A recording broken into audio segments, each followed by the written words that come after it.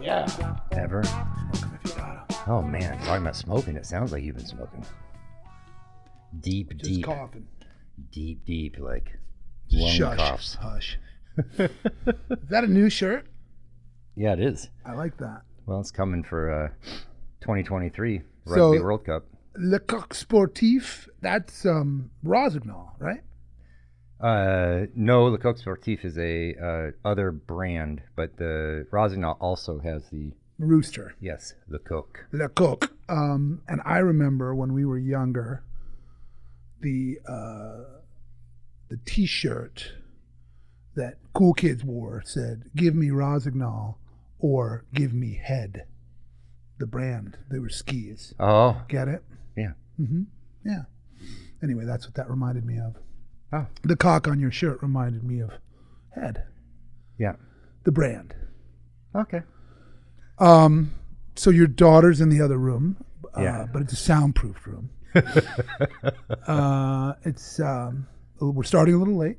Yeah, my bad. And both of us, before we began recording the hotline here on Yeah. Talkcast PDX with me, Leather Stores, and Kurt Huffman, we were both talking about how in the last couple of days we had been, let's not say victimized, but put in a position by friends of ours where we were doing them a solid or a favor, and both of us felt like our friends took advantage of our time. Is that safe? Fair? Well, I would say that we both felt frustrated with the with the outcome, Right. and I participated in the misunderstanding because I should have known Right. there was more to do than there was. So what is your shrink call that? Time optimistic. Yeah. Time optimistic. And I think one of the reasons that it frustrated both of us is because we share that characteristic. Oh, You know, I'll be there in 15, and even. I am delusionally time optimistic. Yes. And that can cause, ripples. And Yeah. it's especially frustrating when it happens to you. And one of my great frustrations in life, and this happens a lot with projects we have, is when somebody who's time realistic, or let's even say time pessimistic. Okay, you mean they're 15 minutes early? Yeah. Mm-hmm. The time pessimistic people, when they project like a finish date for a project, and then despite all of your efforts to make it go faster, they were right. That drives me crazy because it feels like we're powerless. Yeah. It's Time, man. It just crunches right along. Despite our best efforts. like it's very Thanos of you. One of the other day, God, man, why do we MCU so much? But let me tell you something. I watched the evolution of Thanos as a voice and also as a drawing, kind of through his appearances. Just in the movies. No, I mean, Thanos has shown up in other shorts and other kind of Marvel presentations that are not movies. What's his name? Josh Brolin Yeah. is Thanos. But there have been several Thanoses before, none of whom captured that particular world-weary, like, gravitas that he does so well. And some of them were, like, ridiculous. I mean, one of them was that sort of, like, sneering, giggling villain version of Thanos. He's like, I'll get the Infinity Stones and rule the world. And they're showing the voice actors doing these characters. It's a fun ride. That's fun. Yeah, look for it. But clearly Josh Brolin tapped into what it means to be Thanos. One thing I love living in France is that you don't really think about, like, when they dub movies overseas, right? They often go and find, like, it's not just some guy or some gal that's, randomly chosen to be Schwarzenegger. Right. There is a well-known actor who will play like Stallone all the time. And so they actually choose. It's like it's a deal for those actors. For those voice actors, because they well, know. it's not just voice actors; they're often actors. Oh, okay. And that's they are Stallone's voice in that country. But are they actors that have their own screen time as well. Yeah. Well, yes, in other movies. So yeah. is that confusing to people? They're like, oh, there's Stallone. Good question. I don't think so. I think that when you live in another country, you identify, and they show up at like premieres. Yeah. You know, so it's like Stallone is there, but also Stallone's voice is there, and it's other guy with deep, gravelly voice. And sometimes the voices are so funny because it's kind of the cultural interpretation of who it is. Right. So Stallone's voice was like the deepest voice actor you'd ever thought existed. And I would say that Stallone's voice, while deep, is more just sort of sloppy and sort of oily. Yeah. This guy rolls along like that. Yeah, like his tongue underperforms. Yes. Yeah, and but sometimes they choose voices. So, for instance, Bart Simpson. Mm-hmm. Bart Simpson was a real departure, as was Homer. Like when I watched The Simpsons in France, and but then Marge, it was like the Marge voice actor from America also spoke fluent French. Yeah. Unbelievably identical, because culturally, like a Homer Simpson in France is a very different, caricature than he is. Everybody in has a America. doofus. Yeah. It's just a variety of. Right. And the hard thing is that donuts, beignets, aren't really that big a deal culturally. So they had to kind of sell that. And then Bart was, that is voiced by a woman voice actor in America, had kind of a different voice, but it was very funny when you start listening to a show dubbed and you're like, what? Now, how do you say eat my shorts in French? I think you say mange, like to eat, mes culottes. Right. And that's Bart's. Culotte, sorry. Mange mes culottes. Yeah. That's good. That'd be like eat my undies. Okay. Do the French have a similar kind of slang? Eat my shorts? I mean, it's something that's a little easier to say, a little tighter. Yeah, I guess. I mean, look, every country is just awash in a cultural richness of insults. Right. So, I think that it would, and they rarely are direct translations, of other things. You have some kind of superstitious stuff, like we say knock on wood, the French say touch wood. Mm-hmm. So, I mean, there's a lot of things that predate us. Cultures are weird, man. But swearing, I mean, every culture has great swearing. I agree. And so, yeah, I mean, it's, and the French are no different. They have really a wonderful potty language. What was the thing that struck you as the bawdiest kind of interpretation or French dirty slang? Or that was the most delightful to you in terms of the image or the connotation? There's some things that were just kind of crazy.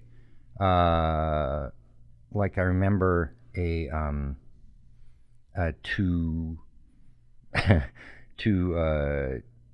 use a woman's breasts and hump them. Mm-hmm. They called it a Spanish jerk off. Okay. And so there are times where you're just like, a Spanish way, like why? So then there are these like I'm sure it has to do with the Basque region. No, it has specifically to do and then if you speak poorly, you speak like a Spanish cow. Ooh. So it's but think of that like a bon lait espagnol, just really, that's a fascinating description of what's happening. It's like, is that how? Okay. All right. And because we're talking about French and France, it reminded me that we had a cliffhanger last week. Oh, yeah. Remember that? When we were talking about the soup that you remarkably teased, and then it just sort of evaporated. Oh, boy. Yeah. But I was privy. I was right there via text as you dug deep. And first, you found the name of the restaurant. Yeah. Which is called the Garden of Senses. Mm-hmm. And it was in Montpellier, and it was two twin brothers. And I found out in researching that they closed. So 4 people ran the restaurant? Or just twin brothers? Twin brothers. Okay, thanks. thank you. Thanks You're for welcome. clarifying. Mm-hmm. Yeah. Mange me culotte. And so they and it was a fish tomato mussel soup with pistachio, with I pistachio. think. Yeah. And it was fantastic. Just fantastic.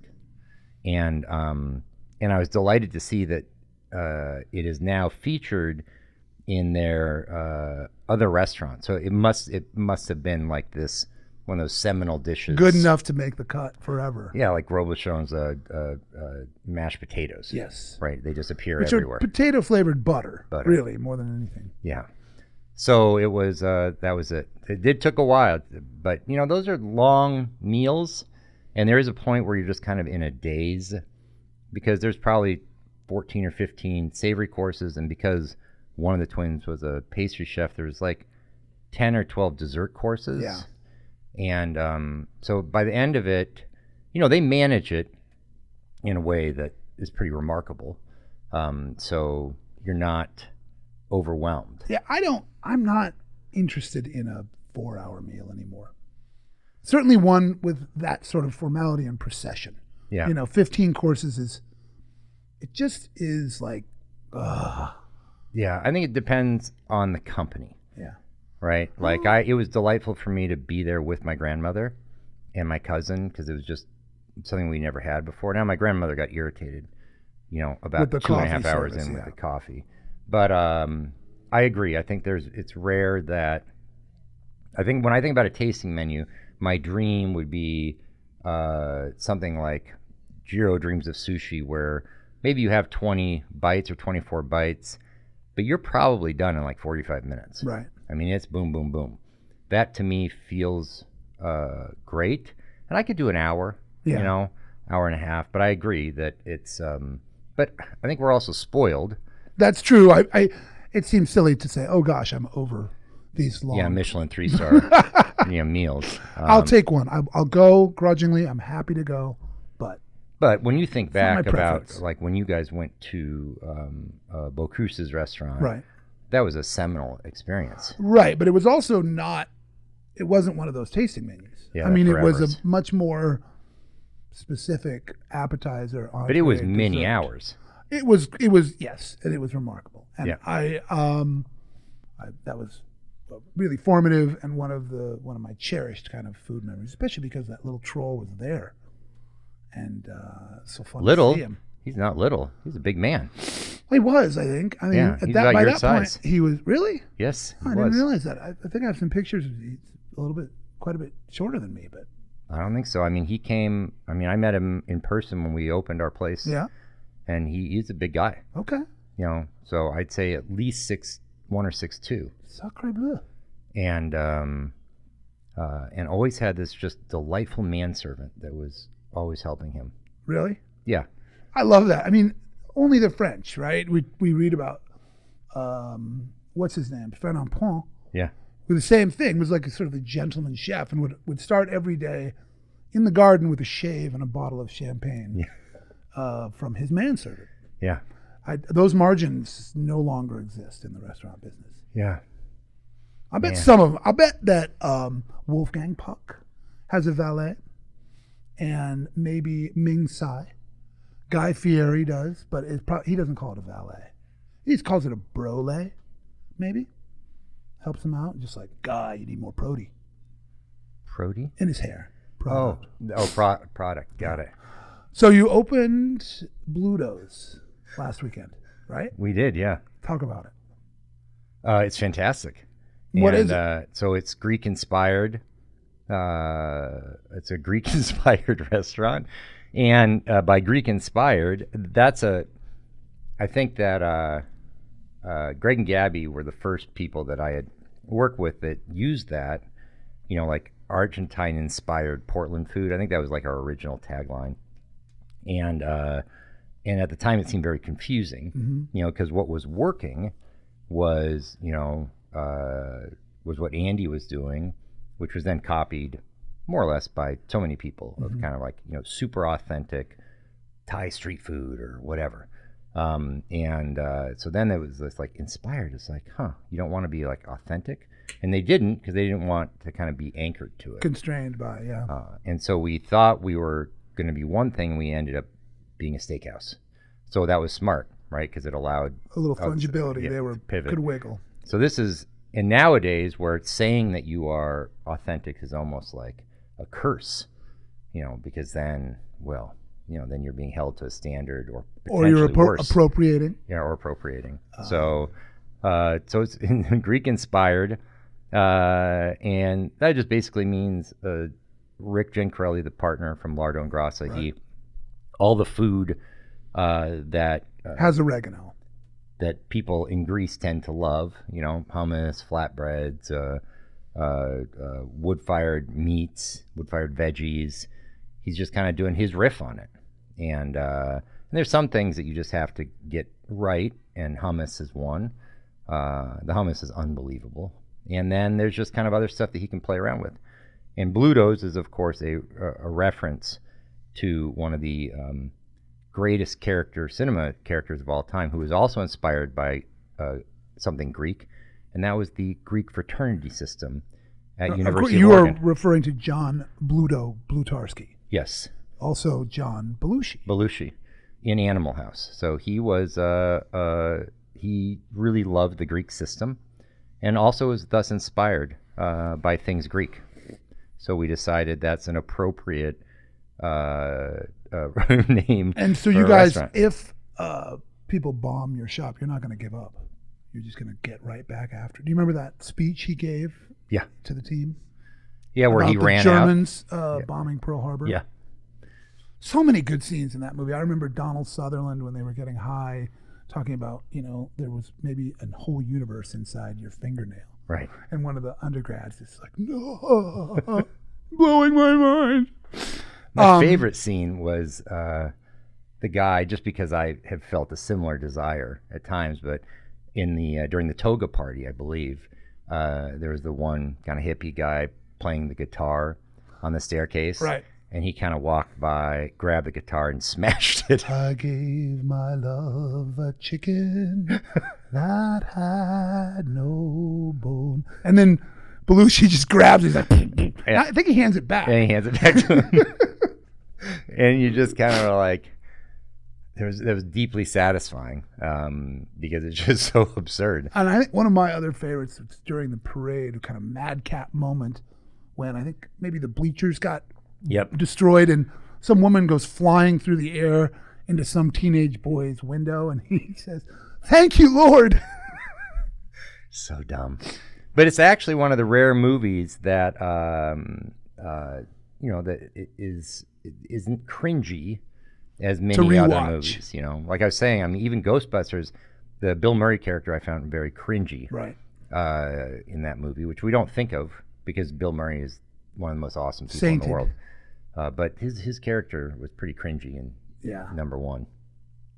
So that movie has really stood the test of time, and I couldn't be more delighted that University of Oregon has finally taken on kind of the Shout song. Right. I mean, it took a while. That didn't happen when we were growing up. No, well, they were still distancing themselves from that. But they needed just like Wisconsin has the Jump About, and and we've always wanted the Blazers to have like a fun song. Yeah.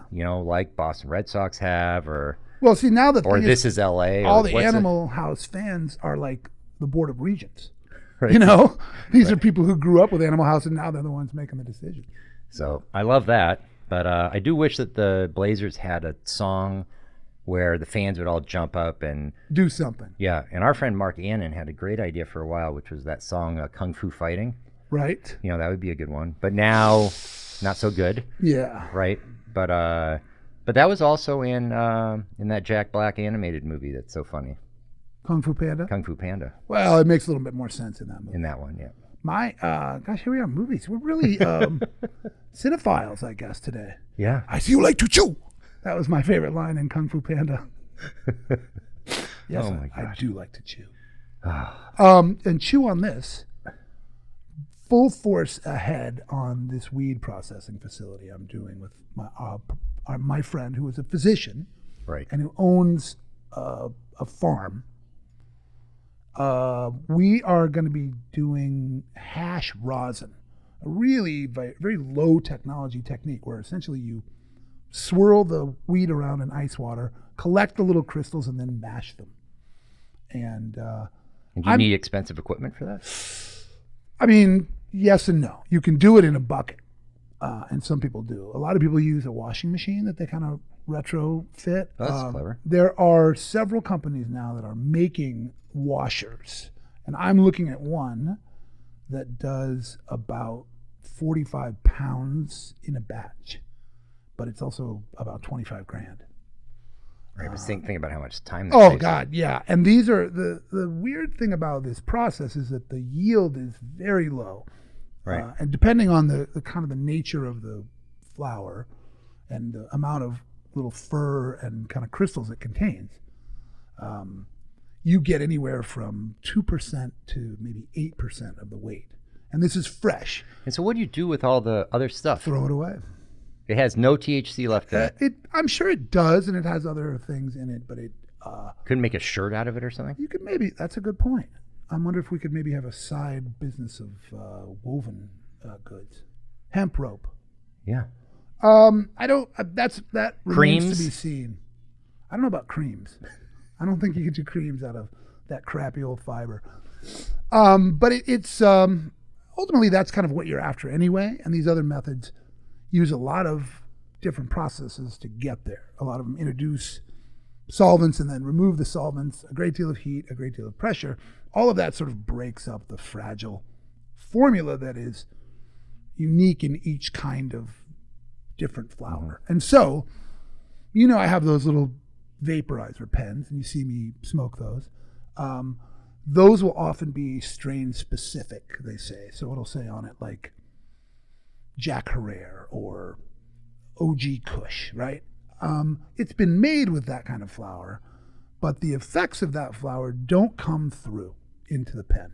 Is it the effects or like the flavor profile? It's more about the fact that your body reacts uniquely to cannabis, differently than mine. Right. And if you do a little kind of personal study, you can find different strains that are more helpful for you, either for anxiety or sleep or weight. It just takes a little bit of research.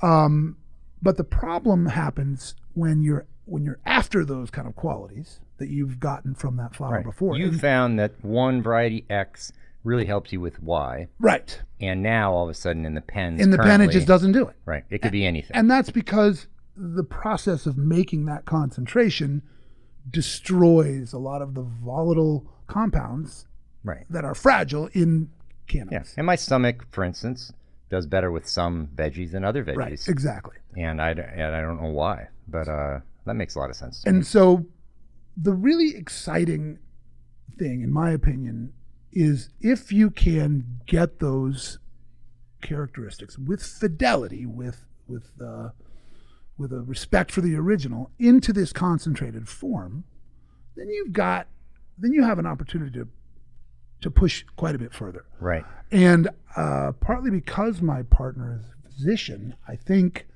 what I'm really grateful for is that we have a little bit of time, and he's more patient on a return, because I think he sees the value in this pursuit. Mm-hmm.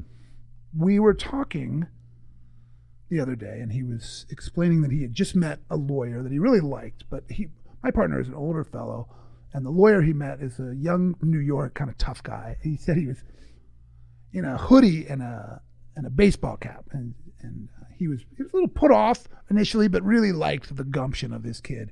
And he was saying, well, I have this property downtown, and I am thinking about growing some cannabis down there. And the kid's like, nah, man, mushrooms, that's the play.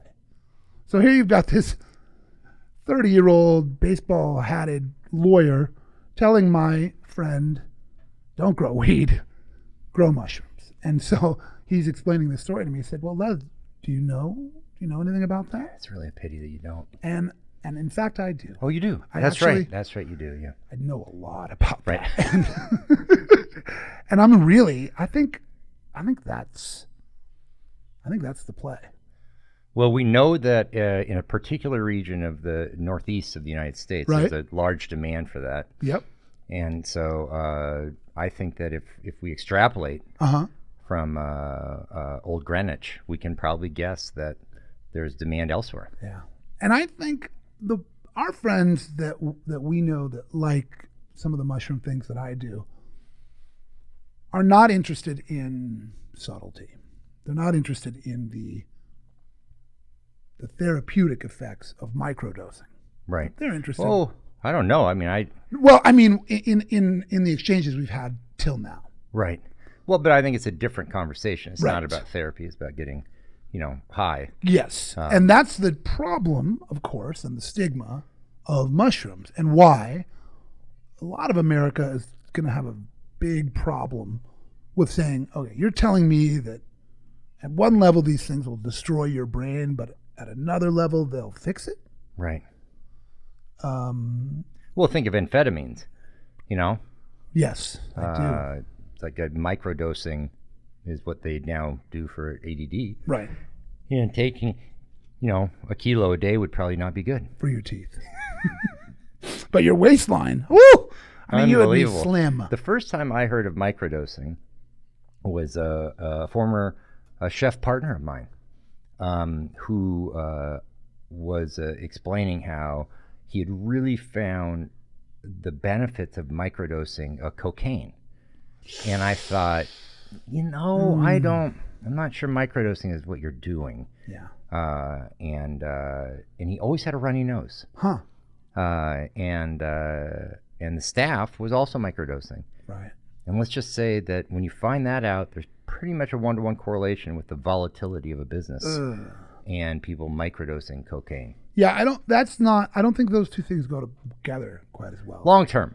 I think you can build a good pop-up on coke. So we're talking about a cocaine pop-up versus a microdose mushroom shop. I don't think there's a lot of institutions that are built on dramatic uses of cocaine. That's true. It is a powder, a very unstable form. Hello, Cora. Welcome to the studio, where we will now talk about Dora the Explorer. There's whispering going on next to me. So one of my favorite French rugby stories, and it's worthwhile. The French rugby team, the All Blacks are New Zealand All Blacks are the most famous. They're the ones that most Americans, if they know anything about rugby, they know about the New Zealand team because and the haka. They do the haka, which is not just all the Pacific Islands, Tonga, Fiji, Samoa, and the Maori culture of New Zealand. They all have these dances. A lot of war dances. Yeah, and they're really demonstrative and fantastic. I love really awesome. And of course, when they're doing those, and all the guys are physical specimens, and it's in front of 120,000 people, that's pretty cool. But the team that is the most fun historically, by far, are the French.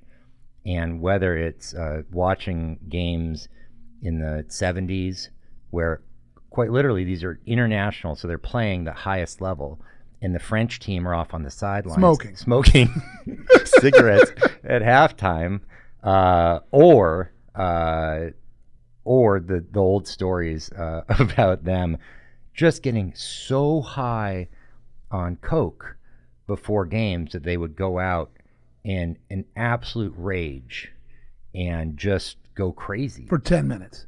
Well, again, and the best of the best. Like, and by best, I mean, those guys that can take a lot of drugs and perform. Right.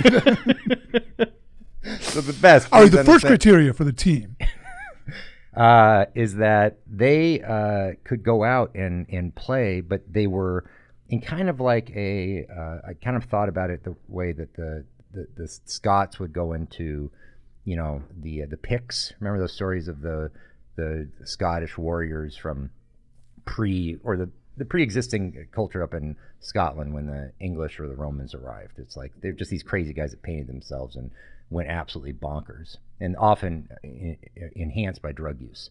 But God, the French just always have these great stories. Everybody else is so disciplined, and these guys are showing up smoking cigarettes, doing coke and just going totally bonkers, and it Well, just, we've got Michael Irvin. yeah. I mean, Michael Irvin, he did a little bit of cocaine. Oh yeah. Yeah. It's not like, football, the Lyle Azado, period wasn't like also using certain things Oh and my other God. things. Yeah, no, I remember. Did you read that book I told you about, the Snake Plissken or the Snake Stabler? Yeah. You told me about it. Yeah. The just bowls of amphetamines, and those guys just like grinding their teeth down in real time. Yeah. The powder just coming out of their mouths. God. And the other thing about that time, I think in all sports, like, you see these pictures of Red Auerbach, the Celtics coach, Yeah. smoking in the, Yeah. and then at those games, like everybody in the stands is smoking, Right. and there's just kind of this haze around the court, and I love that. I mean, Yeah. we have teched everything to a point where, obviously it's probably better that people aren't doping and all fried during Right. games, but there's something a little bit more hermetic about the current situation. What I was going to say is they didn't have those cameras and all the angles that they do now. So Lyle Alzado in that book would talk about the shit that went on in the pile. Yeah. As soon as you knew no one could see, you were like eye gouging through Yeah. someone's helmet or like biting their hand. Yeah. Just horrible stuff. Yeah. One of the first games I played in France after playing, in college here, I was absolutely terrified just of the total, like, evil stuff going on. Well, you weren't in the scrum, though, were you? No, but when you got tackled, it's like, when I played in Scotland, it was hard rugby, Mm-hmm. but it wasn't dirty.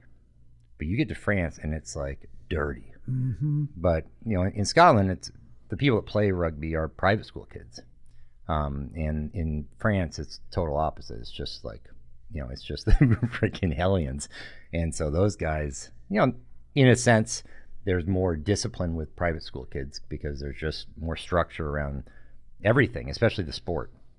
And they always have to wear ties and blah, blah. There's a lot of formality around the game. I don't think as an American you can get your brain around, as we were speaking earlier in the thing about our perceptions of other countries. Right. The French hooligan is not really a trope that we understand. No.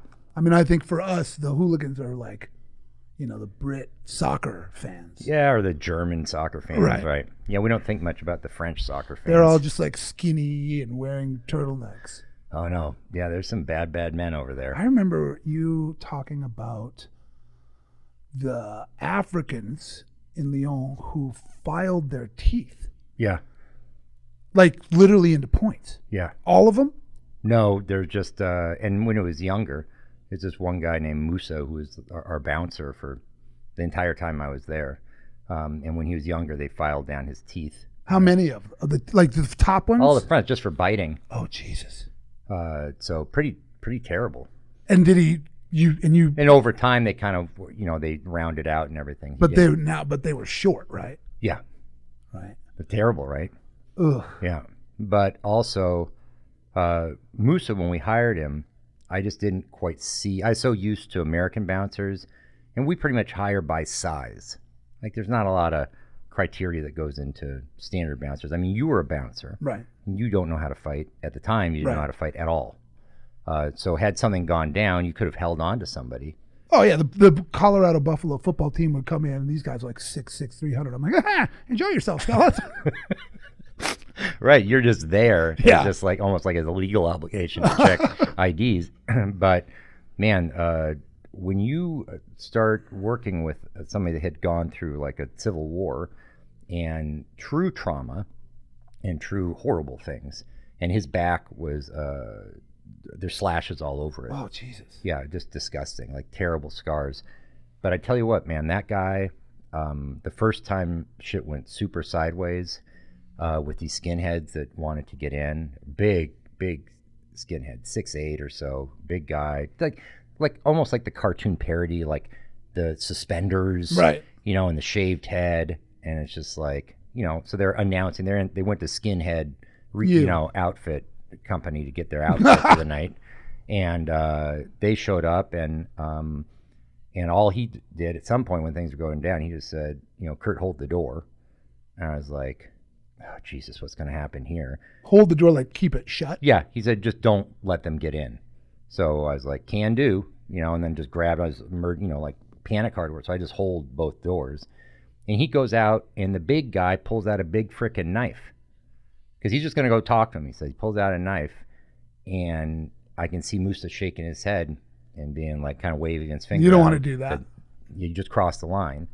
So he just kicked the knife, hit the guy one time in the face. He crumpled on the ground. His other two guys came in and punched. Like 3 punches, and there's 3 unconscious skinheads outside of the door. And I was like, oh, fuck. Okay, Musa's, okay, he can do this job. You're hired. And he just kind of, they were just kind of children. They hadn't been in, thousands of fights before. They just, so they were moving in slow motion, and he just kind of looked at him, waited for the face to be available, and just cold cocked them. Yeah. And these poor kids just laid there for a while. 10,000 hours, man. And it was just unbelievable. But he was fearless in the face of that kind of chaos and violence because he was familiar with it.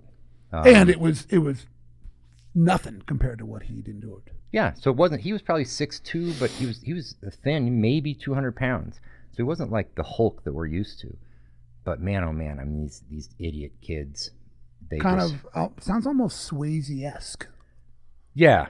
Life, but with good moves, experience, an iron kind of decision-making ability. Yeah, he was amazing. And then once we got bigger and bigger, we eventually had probably 12 guys, either named Musa or Mamadou. They have not a lot of first names from the guys that immigrated, all from Senegal. And they, oh my God, they were awesome. They were just fearless. Yeah, and they probably appreciated. And they didn't enjoy. It's not like they them. loved getting in fights like some American bouncers. You see those guys like itching for it. Right. They didn't enjoy it because it hurt. Punching somebody and knocking them out actually hurts your hand. Right. Right. So there's a point where you're tired of punching stupid white kids in the face, and that was them. Right. So, but I tell you what, it's like they were unbelievable. So there you go. How do we get there? Filed teeth. I always that always just that kind of commitment to fierceness. It just is amazing to me.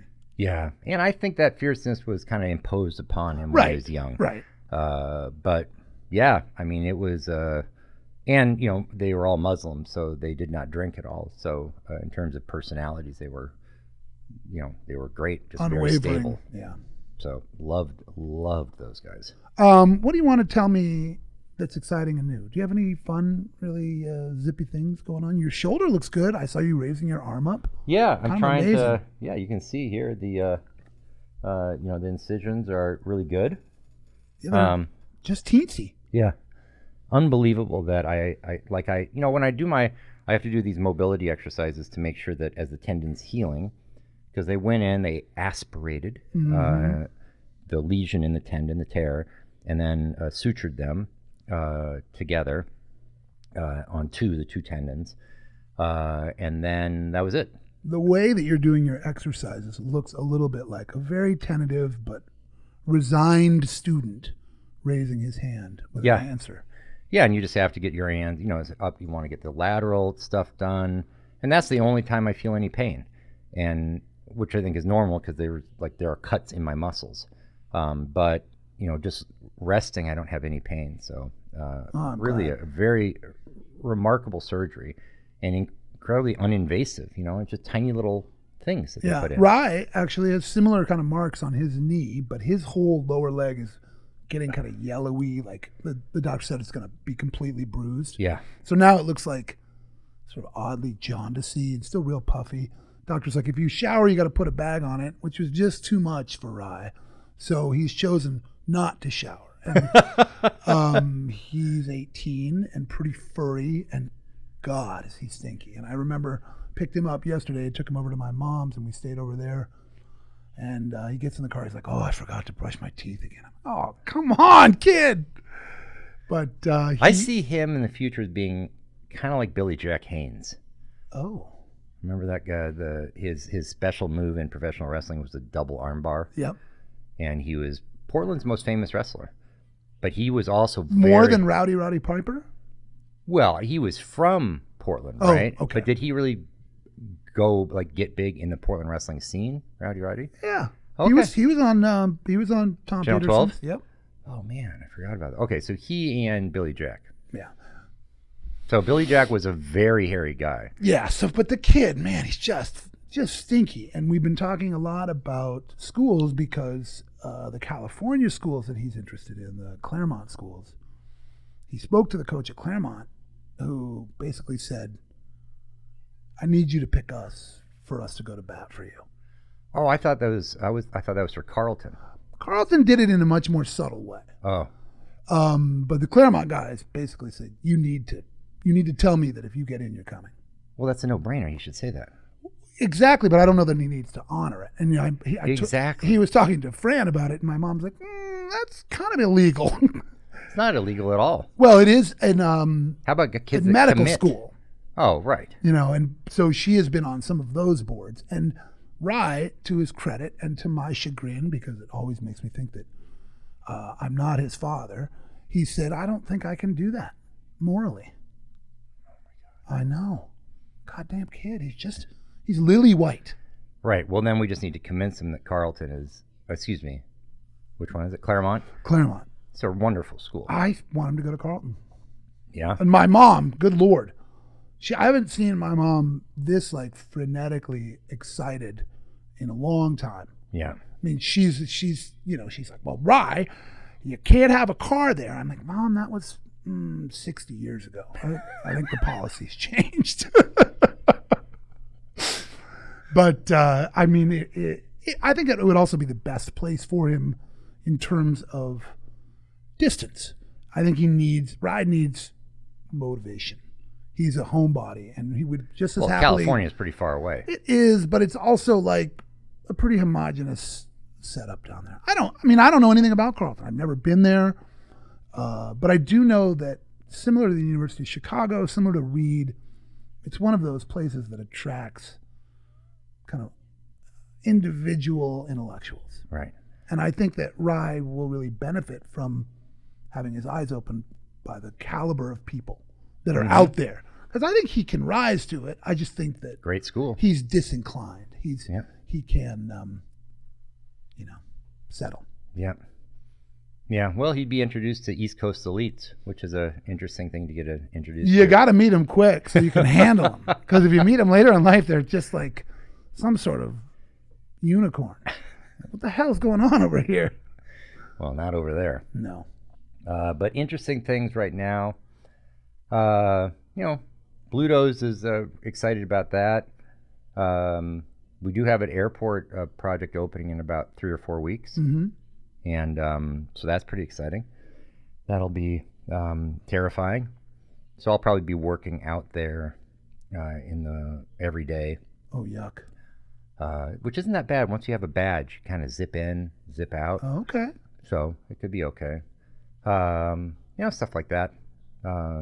But I'm just so delighted that with the weather that we have right now, because it really incentivizes people to go out. And January has been the worst January for us across all the restaurants in 13 years. That's what you were saying last week. I'm sorry. So, we're very excited that we have this kind of caseload that seems to be going in the right direction quickly, and that the weather is so great. I can't ever remember a week in January. Oh, we have this almost yearly, either January or February. Baloney. Not a week, but a good hunk. Clear like this? Yeah. No, we don't. Listen, don't make me get Mazzafino on the horn. Oh, the local meteorologist. Mm-hmm. You have his number? I don't. Yeah. Okay. But I mean, I think we're Facebook friends or something. You are? Yeah, and plus I'm all about barometric pressure. Right? No, you're not. I never hear you talk about that ever. Well, Tommy and I talk about it. It's a closet preoccupation. Closet fascination. What's the barometric pressure in Senegal? Just as I suspected. Your dirty pleasure. You're not looking at those meteorology pages again, are you? No. No, not me. Heavens. Well, that's great. I'm excited about Bluto's. I love Rick so much. And what I was really excited about was you talking about how much you enjoyed the salads, because you're definitely like a meat and potatoes bro, but you thought the salads were especially Unbelievable. good. Yeah, unbelievable. And I didn't like the flatbread at the beginning, but they fixed that quickly. So now it's really delightful. The hummus is just perfect. The hummus. The hummus is perfect. The wood-fired grill is so fun for veggies. Yeah. That's awesome, and it's just a nice space, and it's neat to see Rick cooking, every day, and he's totally in the weeds right now because it's just booming. Now in France, they say in the cabbages, right? Only shoe, yeah. That's a funny one. You're right. Yeah. And then you can also say mon chou is like my cabbage. My little a sweet kind of thing. Yeah. So don't quite understand that one.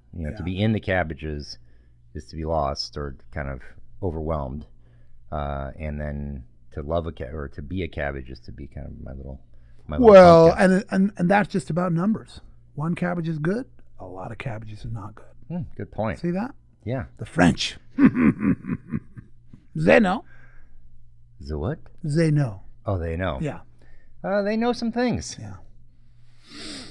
I don't know that. I mean, we're just gonna Peter. Is this how it goes out? I'm waiting for you to drop one more. Like the way you did it last week with the soup, I think was brilliant. So if you have one of those, a cliffhanger. Yeah. Something that you want to tease that you're gonna have. Well, I've been trying to remember the whole broadcast. The name of my very favorite French rugby player, and I finally remembered it. That's good. Yeah, it's Jean-Pierre Rives. And so the 1 year, Jean-Pierre Rives, and if you look him up or you do the Google on him, you'll see that now he's an artist. Okay. He's also elected to do some plastic surgery. That's a little bit of a bummer. Kenny Rogers style, like the wide eye, kind of creepy, open eye look? Yeah, more like the Mickey Rourke style. Ooh. Where you're like, whoa, what? Yeah. What happened? But I had a coach in Lyon, a guy named Murray Kidd, who played for the All Blacks. And he recounted to us the tour he went on in France and how they were all certain that Jean-Pierre Rives kept like razor blades, kind of like professional wrestlers, in his shorts. And so what would happen is the very first time there's basically a maul, so somebody would be tackled or the ball would be held and people are pushing, Jean-Pierre Rives would come in like at a dangerous speed and just run into the maul just to move it, and would always end up pushing and be at the bottom of the scrum. And when he would stand up, he would have blood trickling down his face, and he had a blonde ponytail, and the blood would be mixing with his hair that had been tousled, and he would stand up and just be like you have and all these and the key in the All Blacks that are the most disciplined rugby side ever would all be looking at each other like, Jesus Christ, look at this guy. And he would just play like that. Right. And he was their talisman for the time that he was their captain. But God, there are so many funny stories and great images of that guy. I wonder if he got that from professional wrestling or the other way around. Yeah, I think, they've been cutting themselves for a long time in professional wrestling. Yeah. But, oh my God, just the images of him, just blood dripping down his face and just coked out of his mind and just like staring and angry. And you're just like, it's like out of a sci-fi movie. Right. It's just so awesome. Oh, and there are definitely those moments when you're on the pitch or on the field and something like that happens, and just every single molecule in you is shaking, and you're just like, yes, I'm so frothy. And so there you go, Jean-Pierre Rives. It's just one of the greatest sports personalities of all time. But some great sports personalities like Michael Jordan, for instance, become people that I don't particularly appreciate. Right. And he is now a very enlightened artist that I believe lives in a houseboat in Paris. Okay. So there you go. Art, sport, drugs, food. He's done it all. Yeah. And we've done it all. We've done it all. Yeah. And we're doing it all, and just wait until next week. Yeah. What if? Why don't we say we're gonna have a guest? God, as soon as possible. Okay. All right. You know, just to spice it up. Something. We need a buffer. A buffer. We need some fresh veggies. Get outside. Go to your Bar and favorite restaurant of restaurants, choice. Don't forget bars. bars as well, and tip generously. Yeah. Don't be a jerk. Yeah. It's a good mantra. Thanks for listening Thanks for listening. to the hotline. Yeah, thanks to you, Lev. We'll talk to you next week.